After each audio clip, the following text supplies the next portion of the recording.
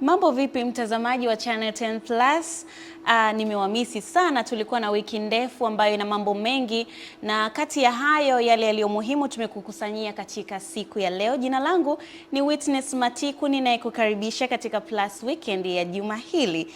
Kwa muhtasari, miongoni mwa yale tulionayo ni pamoja na wiki hii Rais Daktari Samia Suluhu Hassan ameungana na Rais wa Jamhuri ya Kidemokrasia ya Kongo Felix Tshisekedi na wamekubaliana kuendeleza ushirikiano kati ya nchi hizi mbili. Mkuu wa mkoa wa Dar es Salaam Albert Chalamila wiki hii ameagiza mamlaka ya udhibiti usafiri ardhini LATRA kuyafutia vibali mabasi yote yatakayokiuka agizo la kuingiza mabasi katika kituo kikuu cha mabasi cha Magufuli kilichopo Mbezi Luis jijini Dar es Salaam. Vilevile mwanafunzi wa darasa la pili katika shule ya msingi Mawiti mkoani Tabora anayejulikana kwa jina la Yusra Juma ameuawa na watu wasiojulikana na kuvunjwa shingo na kisha mwili wake kutelekezwa katika shimo la kuchimbia mchanga. Karibu. Na tuanzie katika ushirikiano huu ambao tumeushuhudia katika juma hili kati ya Jamhuri ya Kidemokrasia ya Kongo na Tanzania. Na katika hili Rais Daktari Samia Suluhu Hassan pamoja na mwenzake wa Jamhuri ya Kidemokrasia ya Kongo Felix Tshisekedi wamekubaliana kuendeleza ushirikiano katika masuala ya uchumi, nishati, biashara pamoja na miundombinu ya usafirishaji katika nchi hizi mbili. Na hivi ndivyo ilivyokuwa. Wakitoa taarifa kwa waandishi wa habari baada ya mazungumzo yaliyofanyika Ikulu ndogo Kizimkazi wilaya Kusini mkoa wa Kusini Unguja kati ya Rais Dr. Samia Suluhu Hassan na Rais Felix Tshisekedi. Dr. Samia mwenyeji wa Rais Tshisekedi anawaeleza waandishi wa habari maeneo waliyokubaliana katika mazungumzo yao. Leo katika mazungumzo yetu na Mheshimiwa Rais Tshisekedi tumeupa umuhimu mkubwa mradi wa miundombinu jumuishi ya uchukuzi Multimodal Transportation Project. Mradi huu una umuhimu mkubwa katika kuunganisha bandari, reli, barabara na usafiri wa majini na hivyo kupunguza gharama na muda wa usafirishaji wa mizigo kupitia Ziwa Tanganyika. Ushirikiano huu pia utaongeza ufanisi wa ushoroba wa kati na kuchochea biashara na uwekezaji kati ya Tanzania na DRC pamoja na nchi nyingine majirani zetu. Kwa sasa jitihada za kuendeleza miundombinu ya reli na vituo vya mizigo zinaendelea vyema, ikiwemo mwendelezo wa SGR kuelekea maeneo ya magharibi ambayo baadaye itaunganisha na nchi za Burundi na DRC. Aidha, Rais Dr. Samia anasema katika mazungumzo hayo pia wamezungumzia kushirikiana katika nishati, madini na kuimarisha ushirikiano katika ulinzi na usalama. Napongeza serikali ya DRC kwa kuanza ujenzi wa barabara ya Kalemi-Manono ambayo pindi itakapokamilika itaunganisha zaidi mataifa yetu na kuchochea shughuli za kiuchumi kwenye nchi zetu mbili na ukanda mzima wa Afrika Mashariki na Kati. Sambamba na hilo, kwenye mazungumzo yetu pia tumesisitiza umuhimu wa kuimarisha biashara kwa kuondoa vikwazo visivyo vya lazima, kuboresha huduma za mipakani na kuwezesha sekta binafsi kushiriki kikamilifu kadri fursa zinazojitokeza. Na tunashukuru Mheshimiwa Rais wa DRC ameeleza jinsi wanavyoishirikisha sekta binafsi katika ujenzi wa reli kule kwao, lakini na barabara pia na hata huduma za bandari kama tunavyofanya sisi hapa ili kuharakisha utekelezaji wa miundombinu hiyo. Kwa upande wake Rais Tshisekedi anasema bara la Afrika lenye 60% ya vijana katika raia wake, viongozi wana wajibu wa kuhakikisha rasilimali zilizopo barani Afrika zinawanufaisha wananchi wake. Perçoit dans ce partenariat, que ce soit avec les États-Unis, que ce soit avec la Chine, que ce soit avec l'Europe. Ikiwa ushirikiano wetu uko na Marekani, China au Ulaya, washirika wote hawa sasa wamekubali maono ya Afrika kuchakata malighafi zetu na kuendeleza maliasili zetu za madini na kilimo hapa ndani ya bara. Hii itaunda utajiri na minyororo ya thamani. Itasaidia kupunguza ukosefu wa ajira haswa miongoni mwa vijana na kuleta ajira. Rais Tshisekedi amefanya ziara siku 2 nchini Tanzania kufuatia mwaliko wa rais wake ambapo aliwasili jana nchini, na hii ni ziara ya 3 kwa Rais Tshisekedi kuitembelea nchini Tanzania mwanzoni mwa 2019, 2022 na 2026. Na sasa turejee tena hapa jijini Dar es Salaam. Katika juma hili tumeshuhudia vuta ni kuvute kati ya kituo kisicho rasmi cha mabasi cha Shekilango na vinginevyo na kile kituo kikuu cha mabasi cha Magufuli kilichopo Mbezi Luis. Na juma hili mkuu wa mkoa wa Dar es Salaam Albert Chalamila ametema cheche kweli kweli na kuagiza mamlaka ya udhibiti usafiri ardhini LATRA kuyafutia vibali mabasi yote yatakayokiuka agizo la kuingiza mabasi yao katika kituo kikuu cha mabasi cha Magufuli kilichopo Mbezi Luis, na kwamba hata sita kumchukulia hatua kali za kisheria dereva yeyote atakayeshindwa kutia agizo la kushusha abiria wote katika kituo hicho ambacho kinapokea abiria kutoka katika mikoa mbalimbali. Na tujikumbushe namna taarifa hii ilivyokuwa kutoka kwa mwandishi wetu Beatrice Eric. Nataka niwathibitishie, awe mwenye basi, awe ni mtu wa kawaida, asiwe ni mtu wa kawaida, lazima nitakamata, nitapiga pingu, nitaonyesha kwenye kamera na atakwenda jela. Chalamila ametoa maagizo hayo wakati akizungumza na wananchi katika kituo hicho, ikiwa ni sehemu ya ufuatiliaji wa maagizo aliyotoa wiki iliyopita kuyataka mabasi yote yanayofanya shughuli za usafirishaji nje ya kituo hicho kuhakikisha yanahamishia shughuli hizo katika kituo cha Magufuli kama leseni zao zinavyowataka. Amesema serikali ya mkoa huo haiko tayari kuona kituo hicho kinakufa kwa maslahi ya watu wachache ambao wameamua kujitengenezea vituo na vyanzo vyao vya mapato nje ya stendi hiyo na kusababisha hasara kubwa kwa serikali. Jambo la kwanza ni kukwepa kodi za serikali. Jambo la pili, wanashiriki kubeba watu haramu. Na usisikilizeni. Jambo la tatu, tunawachunguza katika skendo za kubeba madawa ya kulevya. Tunawachunguza. Aidha, Chalamila amesema wamebaini kuwa wapo watumishi wa umma ambao ni sehemu ya watu wanaochangia kuua kituo hicho. Mara nyingi Dr. Samia anatukanwa kwa sababu ya uzembe wa watendaji tulioteuliwa, kwa sababu ya uzembe wa watumishi tunaofanya kazi za serikali. Sasa nisikilizeni, na hata hapa Ubungo nafahamu wapo baadhi ya watumishi kwenye hii halmashauri wanakwenda kuchukua vijipesa huko na kuzorotesha huu mchakato. Naomba mkome na muache mara moja tabia hiyo. Akieleza utekelezaji wa maagizo hayo, mkuu wa wilaya ya Ubungo Albert Msando amesema watahakikisha mabasi yote yanaingia katika kituo hicho na wanaokiuka agizo hilo hatua stahiki zitachukuliwa. Nipo kampuni moja na nitahitaja hapa ya basi la Tilisho. Wao jana tuliagiza waanzie safari hapa. Wakaanzia kwenye stendi yao waliojitengenezea wenyewe. Tukaenda tukafunga cheni basi. Akatoka mtu pale akakata cheni, basi likaondoka bila kuingia Magufuli. Lakini nafurahi kukujulisha Mheshimiwa Mkuu wa Mkoa, nilimwagiza OCD na RPC na RPC amelisimamia. Tumempiga pingu mkurugenzi, sio dereva, mkurugenzi. Sitakubali fedha za Watanzania, fedha za walipa kodi zaidi ya shilingi milioni 63 ziwekeshwe katika sehemu ambayo haitatekelezwa. Mheshimiwa Mkuu wa Mkoa, hapa kuna uwezo wa zaidi ya abiria 33,000, lakini ukiangalia abiria wanaotumika hapa ni 16,000 peke yake.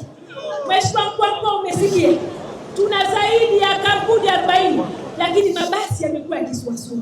Mheshimiwa Mkuu wa Mkoa, ilifika kipindi kwa mwaka wa fedha mwaka 2023 jumla ya mabasi ambayo kuingia hapa Magufuli yalikuwa karibu mabasi 1388.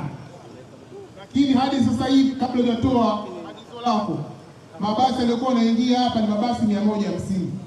Leo hii baada ya kutoa agizo lako tunaanza kupata data imeingia mabasi 360 kwa siku moja. Maagizo ya mkuu wa mkoa wa Dar es Salaam yamegusa pande zote, kwa wamiliki wa mabasi pamoja na madereva wa mabasi hayo, kwamba wanapotoka katika mikoa mbalimbali wakifika katika kituo hiki iwe ndio mwisho wa safari yao, na endapo watalazimishwa basi na wamiliki wa mabasi, sheria itachukua mkondo wake. Na kwa taarifa hiyo tulizungumza na baadhi yenu kwa maana ya wananchi kutoka katika maeneo mbalimbali ikiwemo kituo kikuu cha mabasi cha Magufuli, Urafiki pamoja na Shekilango ili kufahamu jinsi agizo hilo lilivyopokelewa na mazingira mazima ya maeneo hayo. Na tunaungana tena na Beatrice Eric kwa taarifa hii. Shangwe zimeibuka kwa wafanyabiashara wa Mbezi Magufuli. Wanasema ndani ya siku 2 ambazo mabasi yameanza kuingia kituoni hapo, hali ya biashara imeimarika, huku akishukuru serikali kwa uamuzi huo ambao utaokoa upotevu wa mapato yao. Hii inaweza ikatoa ajira zaidi ya 3,000. 3,000 ni watu wengi sana ambao ukiwakusanya wakati mmoja, unaona kabisa kwamba serikali imefanya kitu ambacho ni endelevu. Kwa mimi kwa siku ya jana niliuza sana. Nilikuwa napika kilo 2 chakula na chakula kinalala. Lakini kwa siku ya jana nimeuza kilo 11. Mheshimiwa Albert Chalamila, mimi namuita mkombozi. Ni mkombozi wa keki ya taifa. Hii stendi ni keki ya taifa. Na kwa sababu ni keki ya taifa, ina maslahi mapana sana kwenye taifa. Wakati wafanyabiashara walio katika kituo cha mabasi Magufuli wakishangilia kwa uamuzi huo, walioko eneo la Urafiki na Shekilango wanasema hali ya biashara ni mbaya ikilinganishwa na siku zote, huku eneo hilo kwa sasa likiwa halina mabasi kama ilivyozoeleka. Zangu ni kudeki maofisi. Nikideki ofisi moja napata 3,000, nikideki nyingine napata 3,000. Kwa ofisi 3 zote hawataweza kukupa tena ile kwamba walikuwa wanakupa kwa sababu uchumi umepungua, magari yako Mbezi. Alafu mimi mwenyewe natumia nauli kutoka Kimaratemboni kuja Shekilango kurudi Kimaratemboni. Kama unavyoona magari sasa hivi hayapo. Urafiki nzima hapa Shekilango upate magari sasa hivi hayapo. Kwa hiyo sasa hivi hali imekuwa ni ngumu. Na abiria wanaokuja hapo ninawasaidiaje ili waweze kufika kwenye kituo cha mabasi?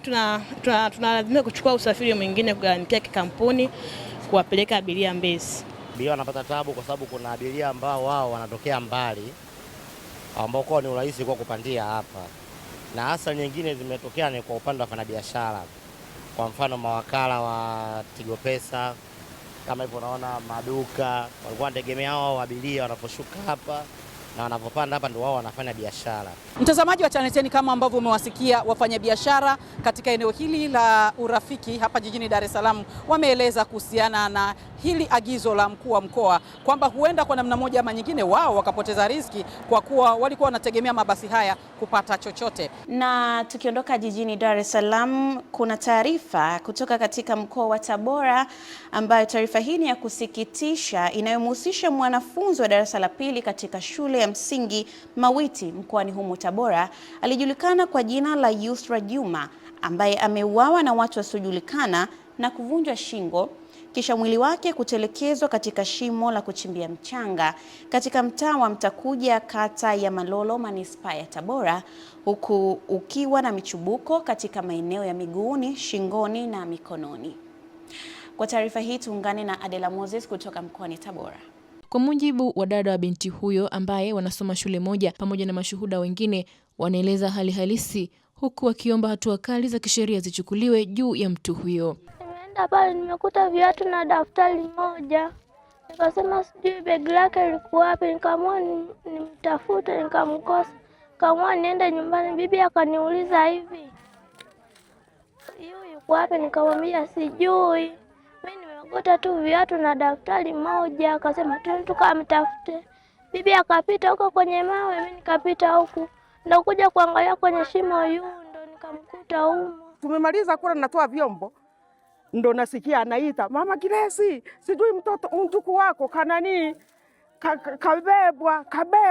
kabebwa na nani?" Sasa mume wangu akamwambia yule kijana, "Mfuatie Mama Farida, huyo mtoto kabebwa na nani?" Kufika hapo kwa mzee huyo nikakuta vitoto hivyo. Mbona pale kuna watu kuna nini? Akasema kafa. Akizungumzia tukio hilo, kamanda wa jeshi la polisi mkoa wa Tabora, kamishna msaidizi wa jeshi hilo Twaha Lulengelule, anaeleza ilivyokuwa, huku hatua za haraka za kuwabaini na kuwakamata watu hao zikiwa zimeanza. Wananchi walifika pale na baadhi ya polisi walichukua mwili wa marehemu mpaka hospitali ya rufaa ya Kitete kwa uchunguzi zaidi, na ilibainika kifo cha mtoto huyo ni kukosa hewa. Mbinu tumika ni ya kumkamata mtoto na kumkaba na kumvunja shingo. Kwa uchunguzi wa daktari alifanya uchunguzi wa mwili wa marehemu, hajakuta bruises zenu sehemu za kuingiliwa, ili tu alisema kifo chake kimesababishwa na kukosa hewa. Aidha, kamanda Lulengelule amewataka wazazi na walezi kuwa makini na watoto wao, kuwafuatilia kwa karibu na kuhakikisha wanapata malezi bora ili kuwakinga dhidi ya vitendo na mazingira yanayoweza kuhatarisha usalama na mustakabali wao. Wito wangu kwa ujumla, wananchi kwanza tupe ushirikiano kwanza kwa baini, lakini lingine ni wazazi kuangalia watoto wetu. Mtoto wa miaka 7 sasa hiyo tabia kutoka shuleni, wazazi lazima tuwafuatilie watoto wetu nao karibu. Kama ngela mazingira ya shule Mawiti mpaka nyumbani mtakuja ni mbali, na kuna sehemu zamani kwa bonde la mchanga, kwa hiyo kuna vichaka. Kwa hiyo unapoona muda unakifika, basi tujaribu kufuatilia ni shuleni. Tukiachana na taarifa hiyo kutoka mkoani Tabora, ni mwaka 2026, dunia imeendelea sana. Unaweza kufikiri masuala yale ya ukeketaji na ndoa za utotoni na mila zingine potovu labda zimekwisha, lakini la. Serikali imefanya kazi kubwa pamoja na jamii, lakini yapo baadhi ya maeneo nchini Tanzania hizo ni miongoni mwa changamoto za jamii ama maeneo hayo. Ukizungumzia jamii hizo, huachi kuzungumzia jamii za Kimaasai pembezoni mwa wilaya ya Ngorongoro, ambazo hivi sasa zimeanza kubadili mtazamo kuhusu elimu ya mtoto wa kike na huku kueneza uelewa kuhusu madhara ya ndoa za utotoni, ukeketaji pamoja na ukatili wa kijinsia ambao unaongezeka. Taarifa hii inaletwa kwetu na Jamila Omar kutoka huko Ngorongoro. Sasa hivi huwezi kumkeketa msichana. Hii haiwezekani. Msichana anakuambia mimi sikeketu, naenda shuleni. Mabadiliko hayo yanaelezwa kuanza kuonekana baada ya jamii hizo kupata elimu kutoka kwa wadau wa maendeleo, ikiwemo shirika lisilo la kiserikali la Mimitie Women Organization, huku baadhi ya wanawake wakianza kushiriki katika uongozi wa kimila. Kwa sasa hivi hawawezi kuendesha kikao kama mwanamke hayupo. Hiyo kikao kinakuwa batili.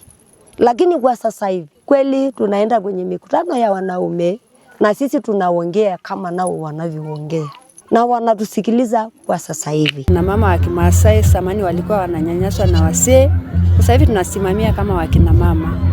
Hiyo unyanyasaji sasa hivi haipo kwa sababu ya tumepata uongozi wa wakina mama ya mila. Mkurugenzi wa shirika la Mimitie Women Organization, Rose Njilo, amesema elimu hiyo na imechangia kuleta mabadiliko katika jamii za wafugaji. Na mnamo 2023 tumekuja kufanikiwa kuwasherehekea kupatikana kwa Mangaigwana ni wanawake 6 ambao tumepata katika tarafa ya Loliondo na tarafa ya Sale. Kwa kweli Mimitie tumekuwa tukipambania sana na tukipigia kelele kutokomeza ndoa za utotoni, ambayo ni kikwazo kikubwa kwa mtoto wa kike wa kifugaji. Vijana wa Kimaasai, elimu hiyo imekuwa chachu ya kutambua haki zao na umuhimu wa elimu katika kujenga maisha yao na jamii kwa ujumla. Tumekuja kunufaika baada ya kuwa jamii imepata mwangaza sasa na kuanza kujua kwamba kuna umuhimu sana wa watu kusoma. Kwa hiyo mimi ni mfamasia kama nilivyosema. Mabadiliko hayo sasa yanaonekana pia katika uongozi, huku wanawake wa Kimaasai wakianza kupata nafasi ya kushiriki katika mabaraza ya viongozi wa kimila maarufu kama Malaigwanan. Sasa tuelekee mkoani Mara. Sasa unaingia mkoani Mara. Wananchi katika manispaa ya Musoma mkoani Mara wameiomba serikali kuangalia namna ya kutatua changamoto ya kukatika kwa maji mara kwa mara katika mitaa ya pembezoni, hali inayopelekea usumbufu mkubwa kwa wananchi katika upatikanaji wa huduma hiyo ya maji. Taarifa hii inaletwa kwetu na Musa Makali kutoka mkoani Mara. Ni kama wasemavyo wahenga, maji ni uhai, lakini baadhi ya mitaa katika manispaa ya Musoma mkoani Mara imekuwa ni tatizo kutokana na huduma hiyo kwa hafifu. Na hapa wananchi wanaiomba serikali kulichukua kwa ukubwa jambo hili ili kuwasaidia kutatua changamoto hiyo. Licha ya sasa baadhi ya mitaa iliyoko pembezoni mwa manispaa kuanza kuimarika kwa huduma hiyo. Nafikiri ni miundombinu ya maji iboreshwe, kwa sababu unakuta mingine imeshachoka, ni ya siku nyingi. Kwa hiyo ni vizuri serikali ijipange kuwatumikia watu wake, kusikuwa na malalamiko ya hapa na hapa. Wengine wabebeshwa lawama ambao hawastahili kubeba lawama. Tuna wiki, kama mimi mfano ni wiki. Sehemu zingine wana mwezi, ila mimi ni wiki. Nashukuru leo maji yanatoka, yana spidi. Walisema kwamba kuna mtambo ambao sijui una shida. Walisema unafuatiliwa, ukishapatikana maji tutakuwa tunapata ya uhakika kama kawaida. Kipindi cha nyuma siku chache tu zilizopita upatikanaji ulikuwa hafifu. kwa sababu tulikuwa na matengenezo, lakini kwa sasa maji yanatoka vizuri tu. Wenye dhamana ya utoaji wa huduma hii ya maji ni mamlaka maji safi na usafi wa mazingira Musoma Mwasa, na hapa wanatolea ufafanuzi juu ya jambo hili. Naingia katika kipindi hiki cha maboresho kuhakikisha kwamba tunazitoa hizo adha ili watu wote wapate maji kwa wakati ambao ni mzuri na ni salama kwa watu wote katika kutumia maji. Mhandisi Mponeja na watoa hofu wananchi kuwa wanafanya jitihada kuhakikisha huduma ya maji inaimarika kama ilivyozoeleka. Kwa uvumilivu katika kipindi hichi ambacho tunafanya haya maboresho, kwa sababu ni kazi yetu na tumeaminiwa na tupo hapa kwa ajili ya kuwahudumia wao. Watuunge mkono na endelee kuwa wavumilivu tu, mambo yatakaa sawa. Naam. Shukrani sana Musa Makali kutoka mkoani Mara. Juma lililopita tulishuhudia meli kongwe ya MV Liemba kule Kigoma, Ziwa Tanganyika, ikianza safari zake na kukamilika kwa urekebishaji ama marekebisho ya meli hiyo. Na sasa wakati huu serikali imetoa dola za Kimarekani kwa ajili ya utekelezaji wa meli mpya ya abiria na mizigo katika eneo la Burumbola, wilaya ya Kigoma, mkoani humo, na ujenzi wa meli hiyo utatekelezwa kwa kipindi cha miaka miwili kuanzia Januari 27 na kukamilika Disemba 2028. Taarifa hii inaelezwa kwetu na Mwajabu Hoza.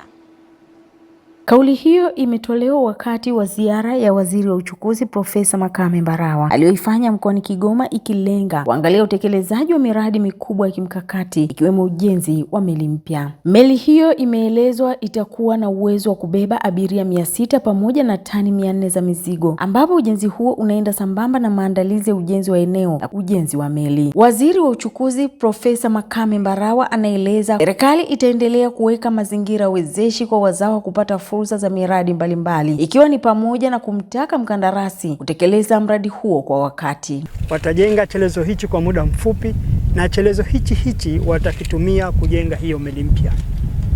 Ninawapongeza sana. Kwa vile mimi namuomba mkandarasi aendelee kufanya kazi hii kwa spidi kama alivyotueleza pale, na sisi kama serikali tutampa kila liwezekanalo kuhakikisha kwamba mradi huu unatekelezwa haraka iwezekanavyo na 100% wana mkandarasi mzawa. Mkurugenzi wa kampuni ya meli Tanzania Tashiko, Eric Hamisi, anasema mkataba wa utekelezaji wa ujenzi wa mradi huo umesainiwa mwaka 2025 kupitia kampuni ya wazawa ya Dar es Salaam Merchant Group. Mwezi Machi mwaka 2027 vifaa vyote vitakuwa site kwa ajili ya assembling, vikienda sambamba na utayarishaji wa hii shipyard ambayo ni yake. Sasa hii inakwenda sambamba na pia na philosophy ya PPP, kwa sababu tunashirikiana nao katika ujenzi wa meli kama mkandarasi, lakini kwa kutumia shipyard ambayo ni mali yake. Tuna kazi ya kujenga site kwa ajili ya ujenzi, na pia kwa methodology ambayo tutatumia ku launch hiyo meli tunatumia floating dock.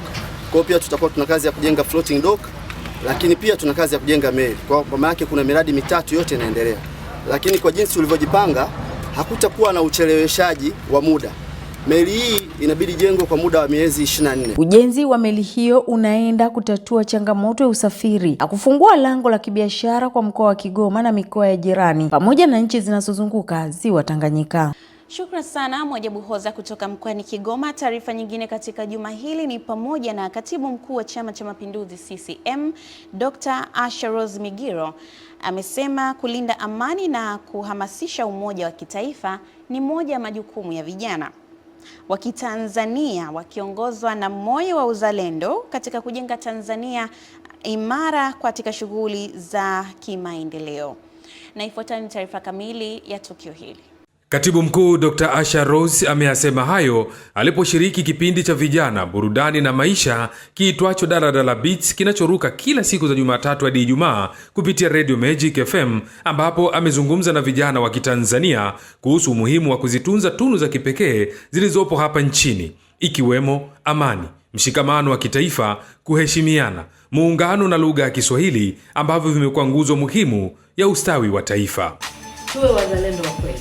Kabisa. Tuwe wazalendo wa kweli. Taifa letu la Tanzania ni adhimu katika ukanda huu wa Afrika, lakini duniani pia. Kabisa. Sisi ni watu tumekuwa na bahati ya kuunganishwa na lugha moja. Hiyo inaonyesha kwamba tunayo silaha ya mwanzo kabisa ya umoja. Lakini tuwe vile vile taifa ambalo linaendeleza yale ambayo watangulizi wetu walifanya, na ni kujenga ushirikiano na nchi nyingine na kujenga umajumui wa Afrika. Kabisa. Hilo ni muhimu sana, ndilo lililotutambulisha Tanzania. Kuhusu ujenzi wa taifa, Katibu Mkuu Dr. Asha Rose amesema Tanzania inawategemea vijana ambao ndio nguvu kazi inayoweza kuhimili kasi ya sasa ya mabadiliko ya teknolojia, hata hivyo ikiwahitaji kujituma na kujifunza maarifa mapya kila siku. Lazima tuwe watu wenye nidhamu. Yeah. Nidhamu ndio siri ya mafanikio, na kwamba nidhamu ile sio tu katika shule. Ukiwa shule utakuwa una nidhamu sana, ukiwa nyumbani nidhamu, lakini utakuwa umemaliza shule unaishi, chochote unachokifanya kwenye maisha lazima ukifanye kwa nidhamu hali ya juu. Na huwa nilikuwa natania, hata ukiambiwa kama sasa hivi mama unakuwa unapenda sana hiyo muziki ya 1947. Kama ufika uwanjani pale ucheze, basi ucheze kwa nguvu, kwa nidhamu. Yaani ucheze kama unafanya mtihani. Kwa hiyo ninachosema ni hicho, kwamba nidhamu ni muhimu, kujituma na kuendelea kujifunza. Tumalize Plus Weekend kitaifa na taarifa hii inayohusu utoro mashuleni. Katika wilaya Simanjiro imeonywa vikali kwa wazazi ambao wameanzisha wimbi la kuhamasisha watoto wao kutokwenda shule, hali inayopelekea wimbi la utoro na mdondoko wa elimu katika wilaya hiyo. Tungane na Elia Kimani akiripoti kutoka mkoani Manyara. Onyo kwa wazazi hao limetolewa na mkurugenzi wa halmashauri ya wilaya Simanjiro Gracian Makota wakati akizungumza kwenye kikao cha baraza la madiwani cha halmashauri hii cha robo ya 4 ya mwaka, na kuonya pia baadhi ya viongozi ambao wamekuwa wakiingilia mchakato wa uchukuaji wa hatua kwa wazazi hao. Anayetuchezea kwenye swala la elimu hakuna. Tunao wazazi kwa placement hapa 6 tunataka tuwapeleke mahakamani, lakini wale wakati tumeanza kudili nao, mtendaji wa Langa alikuwa anadili nao, wakaja akaitoa dhamana tena na diwani.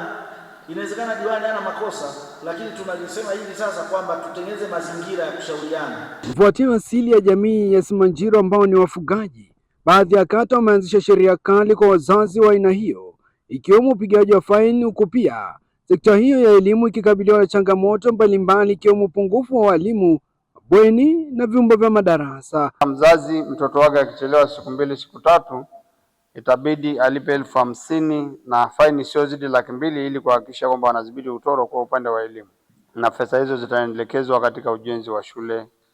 Changamoto kwenye kata ya Ngorika ni zile kubwa za msingi, na zaidi, Mheshimiwa Mwenyekiti, ni mabweni katika shule yetu ya sekondari ya Nyumba ya Mungu. Moto nyingi zinazoikabili kata ya Mererani kama ifuatavyo: kutokuwa na nyumba za walimu, bwalo, uzio wa shule yetu ya sekondari ya Tanzanite, hivyo kufanya shule yetu kwa katika mazingira magumu mno. Hata hivyo, kikao hiki cha baraza la madiwani kimeeleza maeneo mengi wilayani hapa kukabiliwa na changamoto ya migogoro ya ardhi. Shukran sana Elia Kimani kutoka mkoani Manyara, na kwa taarifa hiyo tunapata wasaa wa kuungana na Lulu Ali aweze kutueleza Plus Weekend kimataifa katika juma hili imesheheni vitu gani haswa. Katika upande wa kimataifa, Tanzania hili, shirika la afya duniani WHO limeidhinisha siku ya mbu duniani inayofanyika kila mwaka tarehe 20 Agosti kwa kutoa mafanikio ya chanjo ya kwanza ya malaria RTSS, kwa kusema kusambazwa kwake kumeweza kuleta matokeo yanayoweza kupongezwa, ingawa bado kuna changamoto kubwa. Takwimu zinaonyesha bara la Afrika ndilo bara pekee linaloathirika zaidi ya 95% kutokana na vifo na maradhi yanayotokana na ugonjwa huo unaosababishwa na mbu, huku ripoti ya malaria duniani ya mwaka 2025 ikisema zaidi ya visa milioni 170 vya malaria na vifo milioni 1 vimeepukwa duniani kote mwaka 2024 kutokana na ongezeko la matumizi ya zana mpya za kuzuia, ikiwa ni pamoja na chanjo zilizopendekezwa na WHO. Hata hivyo, chanjo ya malaria ya RTSS inayofahamika pia kama Mosquirix ni chanjo ya kwanza duniani kuidhinishwa na shirika la afya duniani WHO kwa ajili ya kuwakinga watoto wadogo dhidi ya ugonjwa wa malaria, hasa katika maeneo yenye maambukizi ya wastani na makubwa. Na huko Marekani, rais wa Marekani Donald Trump ametoa onyo kuhusu nchi itakayotoa msaada wa kifedha na kibiashara kwa Iran itakabiliwa na madhara makubwa ya kiuchumi kutoka Washington. Kupitia mtandao wa kijamii wa Truth Social, Trump amesema Marekani iko tayari kutekeleza operesheni kali zaidi ya kiuchumi kuwahi kutokea dhidi ya taifa lolote, huku akisema mlango bahari wa Hormuz uko wazi na meli zinaendelea kupita kwenda katika maeneo mengine, kwani njia muhimu kwa usafirishaji wa mafuta kote duniani. Naye waziri wa mambo ya nje wa Iran, Abbas Araghchi, amesema hatua hiyo ni mwendelezo wa sera zilizoshindwa za Trump na kutupilia mbali vitisho hivyo na kusema kuwa Tehran haitobadilisha msimamo wake. Lulu Ali, Kimataifa. Shukran sana Lulu Ali kwa taarifa hizo za Plus Weekend Kimataifa, na mimi nitakuwa sina la ziada zaidi ya kutakia utazamaji mwema wa vipindi vinavyofuata Channel 10 Plus. Jina langu ni Witness Matiku, kwa heri.